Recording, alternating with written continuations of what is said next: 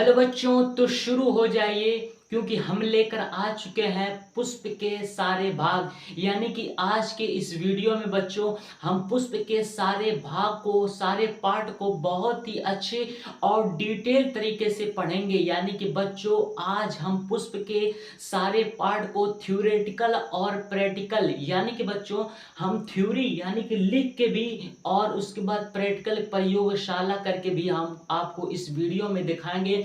तो आप लोग शुरू हो जाइए क्योंकि बहुत ही ज़्यादा खास होने वाला है ये वीडियो आपके लिए। आज बहुत ही ज़्यादा मज़ा आएगा इस वीडियो में, क्योंकि इस वीडियो में बच्चों आज थ्योरेटिकल और प्रैक्टिकल दोनों करके बताएंगे हम आपको बच्चों। तो आज हम पुष्प के सारे पार्ट को अच्छे और डिटेल तरीके से पढ़ेंगे और ये भी जानेंगे बच्चों कि पुष्प में निषेचन के बाद क्या क्या बदलाव आते हैं, क्या क्या चेंजेज होते हैं, और स्वयं परागण पर परागण को अच्छे तरीके से समझेंगे। और ये भी जानेंगे बच्चों कि पुष्प के यानी पुष्प के नर जनन अंग और मादा जनन अंग के भाग को। तो चलिए बच्चों शुरू करते हैं अपने प्यारे वीडियो की शुरुआत आज के इस थ्योरेटिकल और प्रैक्टिकल वीडियो के साथ। मतलब बच्चों ये हम स्ट्रक्चर यानी कि फिगर पुष्प का बना दिया है। मतलब पुष्प के बारे में आज हम अच्छे तरीके से जानकारी प्राप्त करेंगे।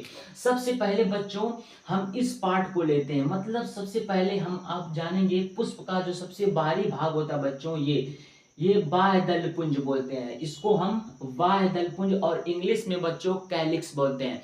बच्चों ये जो बाह्य दल पुंज होता है ये हरे रंग का होता है। अब हम आते हैं दलपुंज। इसके अंदर जो पत्ती होती है इसे हम दलपुंज यानी कोरोला बोलते हैं। बच्चों जो दलपुंज यानी कि कोरोला जो होता है ये रंगीन होता है। बच्चों जो चीज मैं आपको बता रहा हूं अभी आपको हम प्रैक्टिकल करके दिखाएंगे, यानी पुष्प अभी लाएंगे और आपको दिखाएंगे तो आपको पूरे अच्छे तरीके से समझ में आ जाएगा। बच्चों जो पुष्प का सबसे बाहरी भाग होता है बच्चों उसे हम बाह्य दलपुंज इंग्लिश में कैलिक्स बोलते हैं। ठीक, यानी ये हरे रंग का होता है और उसका जो आंतरिक जो पत्ती होता है उसे हम दलपुंज कोरोला बोलते हैं। बच्चों वह दलपुंज अगर एक रहे उसे हम सेपल बोलेंगे और जो दलपुंज एक रहे तो उसे हम पेटल बोलेंगे। मतलब बच्चों ये हमारा वह दलपुंज, पुंज का मतलब होता है बहुत सारा। जब बहुत सारा पत्ती मिल जाएगा तो उसे हम बोलेंगे वाह दलपुंज। लेकिन अगर एक वाह दल रहे तो उसे हम बच्चों सेपल बोलेंगे। अगर एक दल रहे तो उसे हम पेटल बोलेंगे। जब कई सारे मिल जाते बच्चों तो उसे हम वाह दलपुंज और फिर दलपुंज। यानी कि हम ये जाने पुष्प का जब सबसे बाहरी भाग होता है उसे हम वाह दलपुंज इंग्लिश में कैलिक्स बोलते हैं और ये हरे रंग का होता है। इसके अंदर जो पत्ती होती है इसे हम दलपुंज इंग्लिश में क्लोरा बोलते हैं। ये रंगीन टाइप का होता है बच्चों। अब हम आते हैं ये बीच टाइप का जो ट्यूब टाइप की नलिका दिख रही है बच्चों, इसका सबसे जो ऊपरी भाग होता है बच्चों ये वर्तिकाग्र होता है। इसे हम वर्तिकाग्र इंग्लिश में स्टिग्मा बोलते हैं। और उसका जो बीच हिस्सा होता है इसे हम वर्तिका यानी कि स्टाइल बोलते हैं। और जो ये आपको बीच में यहाँ पे देखने को मिला सबसे नीचे इसे हम अंडाशय यानी कि ओवरी बोलेंगे। बच्चों जो पुष्प हमारा होता है, जो पुष्प होता है फ्लावर, वो जिस पे टिका होता है, जिस पे लगा होता है बच्चों उसे हम पुष्पासन इंग्लिश में थैलेमस बोलते हैं। पुष्पासन मतलब आसन मतलब होता है रहने का जगह। यानी कि पुष्प का जिस पुष्प जो होता है जिस चीज पे टिका होता है उसे हम बच्चों बोलते हैं पुष्पासन इंग्लिश में थैलेमस। और जो पुष्प में बच्चों जो डंठल निकली होती है, पुष्प होता है ना गुलाब का, तो देखिए जब हम तोड़ते हैं किनारे से तो उसमें डंठल बना रहता है, उसी डंठल को हम इंग्लिश में बोलते हैं पेडिकल। यानी कि हमारा पेडिकल हुआ और जिस पे पुष्प लगा रहता है उससे हम पुष्पासन यानी कि थैलेमस बोलेंगे।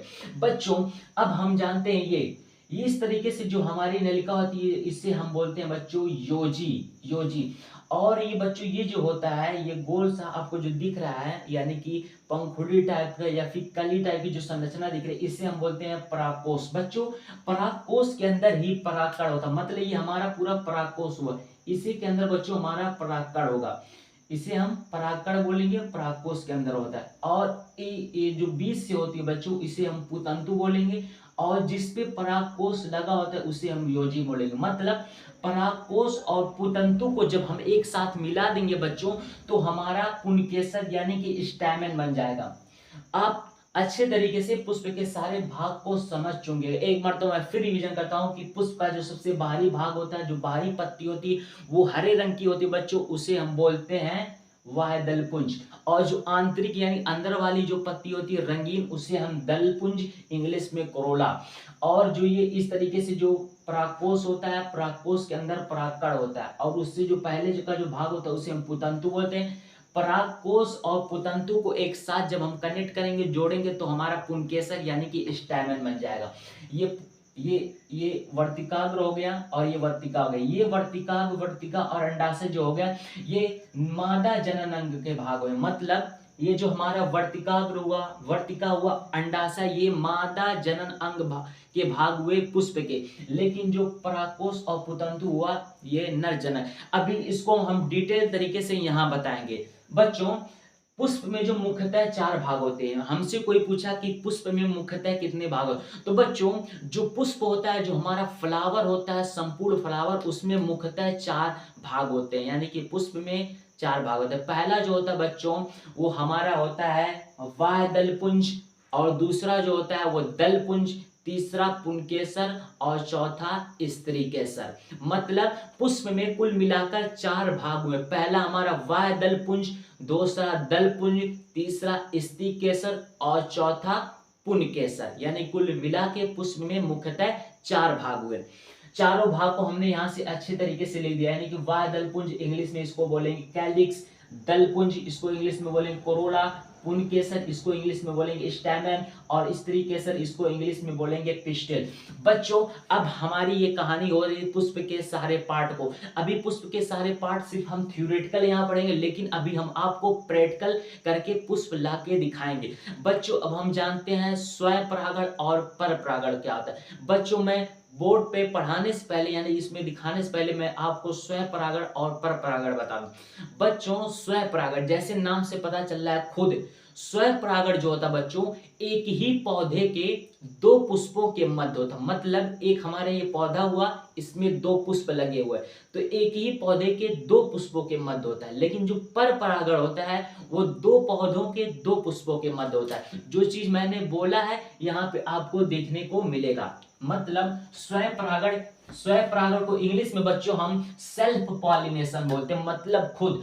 और पर परागण को यानी कि पर परागण को उसे हम क्रॉस पॉलिनेशन बोलते हैं। बच्चों मैंने यहाँ पे लिखा स्वयं परागण एक ही पुष्प या एक ही पौधे के 2 पुष्पों के मध्य। मतलब एक हमारा ये पौधा हो गया, ये पौधा, इसमें बच्चों 2 पुष्प लगे हुए हैं। ठीक इस तरीके से ये हमारा पौधा हो गया, इसमें 2 पुष्प।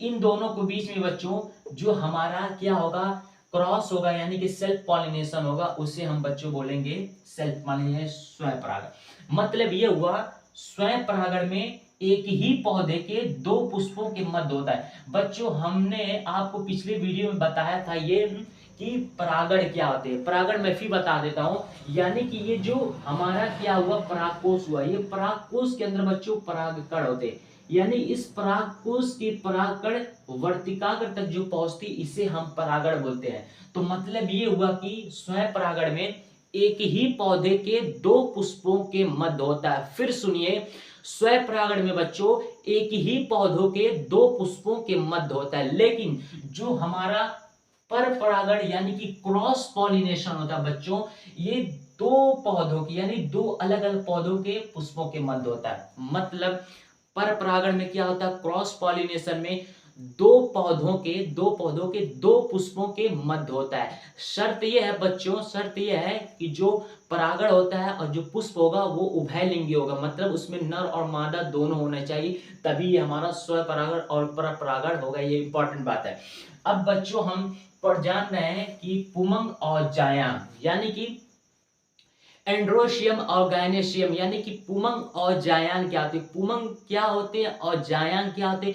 पुमंग के जनन अंग क्या होते हैं, मतलब पुमंग जो हमारा होता है इसकी इकाई क्या होती है और जनन की इकाई क्या होती है, ये चीज हम जानेंगे। बच्चों जो हमारा पुमंग होता है, पुमंग को इंग्लिश में हम बच्चों एंड्रोशियम बोलते हैं, एंड्रोशियम। बच्चों पुमंग जो होता है ये नर जनन अंग होता है। मतलब जो हमारा पुमंग हुआ ये नर जनन, इसकी जो इकाई होती है बच्चों वो पुनिकेसर यानी कि स्टैमेन होती है। कोई हमसे पूछा कि पुमंग के यह नर जनन अंग है, इसकी जो इकाई है वो क्या है, यानी कि कहा कि पुमंग की जो नर जनन अंग की इकाई है वो क्या है, तो हम कहेंगे पुनकेसर यानी कि स्टैमेन। या फिर हम कह सकते हैं कि जो स्टैमेन होती है यानी कि पुनकेसर होती है, यह पुमंग की जनन अंग यानी कि उसकी इकाई होती है। बच्चों जो जायांग होता है, जायांग को इंग्लिश में हम बोलते हैं गाइनेशियम, ये मादा जनन अंग है, इसकी जो इकाई होती है वो अंडक यानी कि कार्पेल होती है। फिर सुनिए बच्चे, जो हमारा बच्चों पुमंग होता है, पुमंग को इंग्लिश में हम एंड्रोशियम, ये जो होता है बच्चों इसमें क्या होता है, ये नर जनन अंग है, नर जनन अंग है, इसकी जो इकाई होती है वो पुनकेसर यानी कि स्टैमेन होती है। जो जायांग होता है जिसे इंग्लिश में हम गाइनेशियम बोलते हैं, ये मादा जनन अंग है, इसकी जो इकाई होती है वो अंडक होती ही है, कार्पेल। मतलब फिर से बच्चों आप ये समझिए काफी ज्यादा इंपॉर्टेंट है। पुमंग जो होता है इसको हम इंग्लिश में एंड्रोशियम बोलते हैं, ये नर जनन अंग होता है, इसकी जो इकाई होती है वो पुनकेसर होती है, पुनकेसर को इंग्लिश में हम स्टैमेन बोलते हैं। अब हमारा आता है जायांग, जायांग को इंग्लिश में बच्चों हम गाइनेशियम बोलते हैं, ये मादा जनन अंग है, इसकी जो इकाई होती है वो अंडक होती है यानी कि कार्पेल, अंडक को इंग्लिश में हम कार्पेल बोले। अब बच्चों हम पुष्प के यानी कि जो हमारा पुष्प है इसके हम नर और मादा भाग को समझेंगे।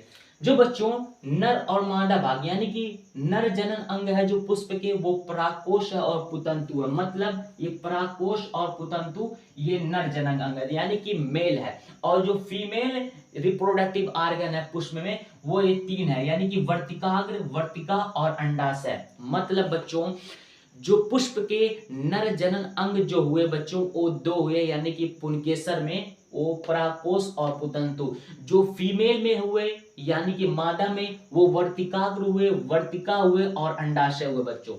अब मैं बता दूं अंडाशय क्या होता है, इसमें जब निषेचन होता है अंडाशय में, निषेचन में क्या फल में बदल जाते हैं। मतलब कहने का मतलब ये हुआ बच्चों जो अंडाशय होता है जब इसमें निषेचन होता है तो अंडाशय ही क्या होता है फल में यानी कि फ्रूट में चेंज हो जाता है, बदल जाता है। अंडाशय, अंडाशय निषेचन के बाद फल में बदल जाता है। अब देखें जो हमारा अंडाशय होता है बच्चों, अंडाशय में बीजांड यानी कि ओव्यूल का निर्माण होता है, यानी कि हम कह सकते हैं जो हमारा अंडाशय होता है, जो हमारा ओवेरी होता है, ओवेरी इसमें क्या होता है बीजांड यानी कि ओव्यूल का निर्माण होता है। बच्चों जब बीजांड यानी कि ओव्यूल निषेचन होता है तो ये हमारा सीड्स यानी कि जो हमारा सीड होता है वो बीज में बदल जाता है। कहने का मतलब जब इस बीजांड में बच्चों ये जो हमारा ओव्यूल हुआ, ओव्यूल, ओव्यूल यानी कि बीजांड अगर इसमें निषेचन होगा तो यही बीजांड जो होता है आगे चलकर बीज में यानी कि सीड्स में बच्चों चेंज हो जाता है, चेंज हो जाता है। मतलब जो हमारा बीजांड हुआ जब इसमें निषेचन हुआ तो आगे चलकर यही चेंज हो जाता है बीज में यानी कि सीड्स में। बच्चों ये सारी हमारी बातें हो रही थी, पुष्प के भाग को अच्छे तरीके से हम समझ चुके हैं बच्चों। तो जो हमारा खास टॉपिक जो छूटा है यानी कि हम समझ रहे थे थ्योरेटिकल पुष्प के सारे भाग, लेकिन अब हम आपको बताने वाले हैं प्रैक्टिकल। तो बच्चों ला रहे हैं आपके लिए पुष्प, और पुष्प के जरिए फिर से हम आपको बताएंगे पुष्प के सारे पार्ट। तो बच्चों ये आ गया पुष्प, काफी खूबसूरत, आपको देखने में इंटरेस्टिंग और काफी ज्यादा मजेदार लग रहा होगा। मैं इस पुष्प के जरिए, इस फ्लावर के जरिए मैं बच्चों बताऊंगा इसमें कौन स्त्री केसर होता है, कौन पुंकेसर, कौन वाह दलपुंज होता है, कौन दलपुंज होता है। बच्चों हमने आपको ये बताया कि जो पुष्प का सबसे बाहरी भाग उसे वाह दलपुंज कैलिक्स बोलते हैं, ये हरे रंग का। तो यही बच्चों ये जो हुआ हरे रंग का हुआ इसे हम बच्चों वाह दलपुंज इंग्लिश में कैलिक्स बोलेंगे। यानी कि पुष्प का सबसे बाहरी जो भाग हुआ ये हमारा कैलिक्स यानी कि वाह दलपुंज।